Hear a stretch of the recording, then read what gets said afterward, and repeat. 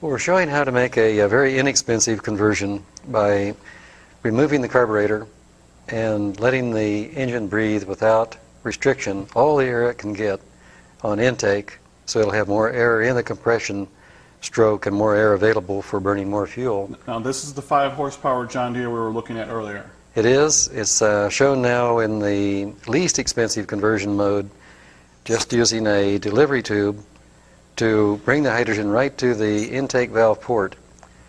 We're doing the control and thus the engine power control with a metering valve, which is a needle type valve, and it's common to the instrumentation industry where it would be used for controlling the flow of nitrogen or oxygen or hydrogen in a lab. But it's sized for delivery on an 1/8 inch tube. We then cut it down to a even smaller diameter at the point of injection. This is about a 1/16 inch down here? Well, it's about a 1/16 inch at the point of entry. But you can well do with even a smaller orifice, and I brought one that's for such engines as this, and you can see it as we're going to zoom in on this real carefully. As an example of the size of orifice we'd use for delivering the hydrogen at the intake port on a very inexpensive conversion. So this is the size that you'd like to deliver through? It's about the right size. Now you can come all the way over here with a 1/4 inch tube, make that final delivery just at this location on this so we can come over here orifice. with a 1/4 inch tube, what we have available, and then deliver through this small orifice or any other small orifice. And you'll notice it resembles a type of hypodermic that would be used around a veterinarian supply. So you might think of picking one up from a veterinarian supply, or you might even pick up a bicycle, or I should say a basketball fill port. But that's just a narrow tube. What's the outside and inside diameter of that approximately? Well, it's about a 1/16 of an inch. Internal? Internal. Okay.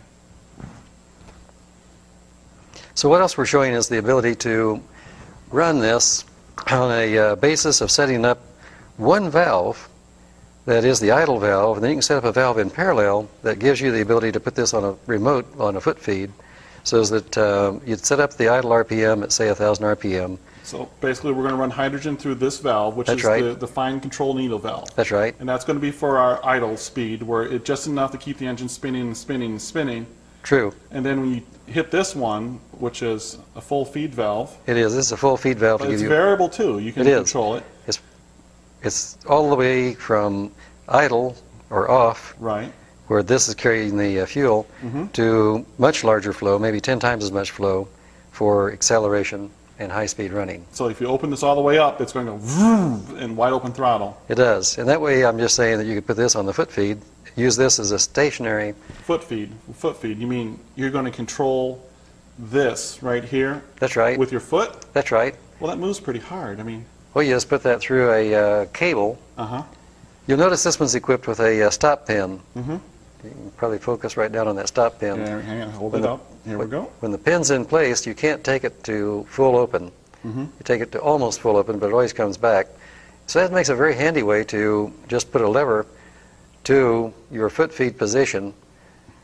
And so the foot feed will still have mechanical advantage, and that turns out to be about the right tension. Oh, you're right. My foot has a lot of strength on it, plus it's on the lever of the pedals. So, that's right. Yeah, there would be. But in any event, you can run it with a single valve or with 2 valves, as just discussed, and still be under $25 in conversion. Under $25 to convert this engine right here? That is right. But and get more power than before. More power. And be able to run a fuel that you can make.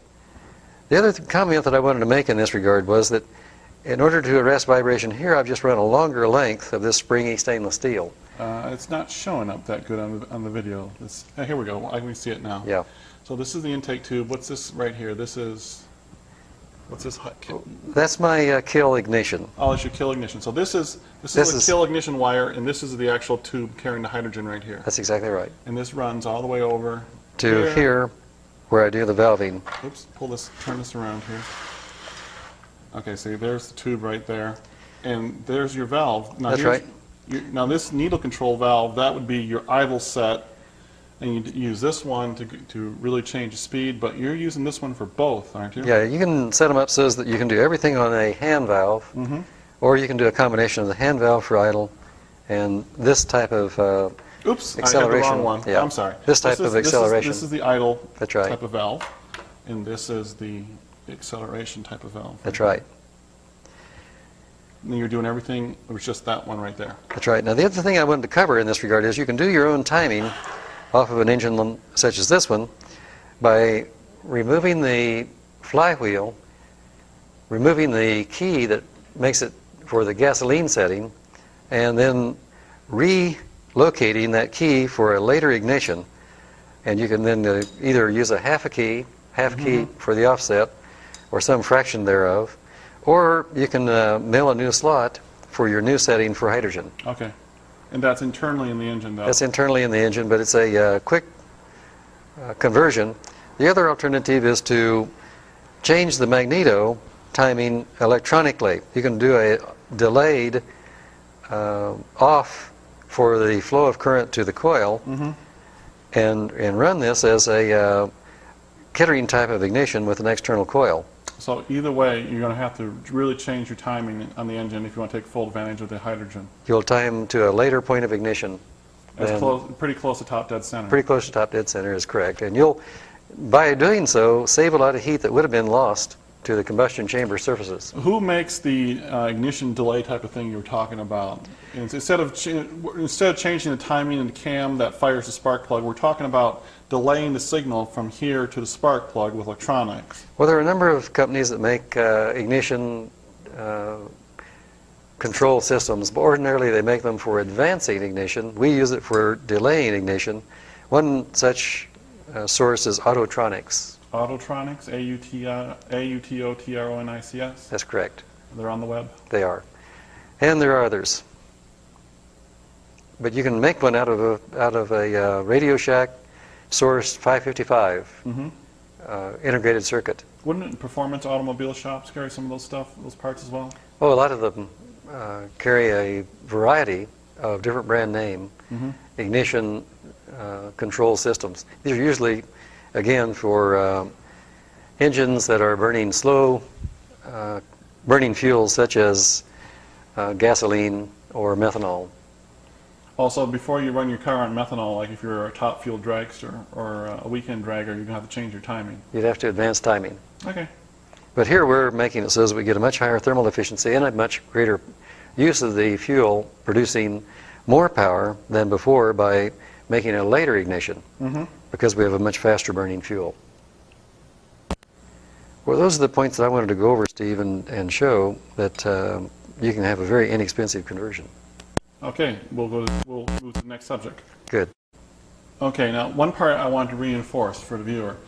Again, how exactly does the conversion of the single cylinder apply to how they're going to convert their vehicle, where it's a 3-cylinder Geo, a 1987 Dodge truck, or an old Cadillac with a carburetor, or a new vehicle? How are they going to use this to start their conversion on their vehicle? Well, every one of the vehicles that you mentioned have a number of one-cylinder engines all put together as a V8 or put together as a 3-cylinder inline Geo, as you mentioned, or a V6 or an inline 4, whatever it may be. But here are the essential components. You make the decision on how you're going to operate the fuel storage, how you're going to operate the delivery of the fuel and metering of the fuel, more or less like we do on this one-cylinder. So this mechanism right here would control the flow to all 8, all 6, or all 4, or all 3, or all 1 cylinder. That's right. You can make this so that it was manifolded, so that it could be the entire system. And it can be manifolded for a hand valve, or it can be manifolded for a combination, as we mentioned, of a foot-feed operated flow valve that gives them the ability of this system to do everything that is in your automobile today off of a single control for high-speed operation and a single control for idle. Now, isn't it exactly this valve right here that is in your Geo outside that we were driving around in? It is. It's that valve that you were driving with all those fuels on, and it's basically this manifold right here that you were driving around on. It is. On that geo that we were having fun in. Yes, it is. That's simple. Yes, it is. But the timing has to be advanced. The timing has to be not advanced, it has to be slowed to near top dead center. Okay. So advancing the timing is going away from top dead center, and slowing the timing is going toward top dead center then. During the compression stroke, if you slow the timing, you're moving towards top dead center. If you advance the timing, you're moving towards bottom dead center. Okay, I got it.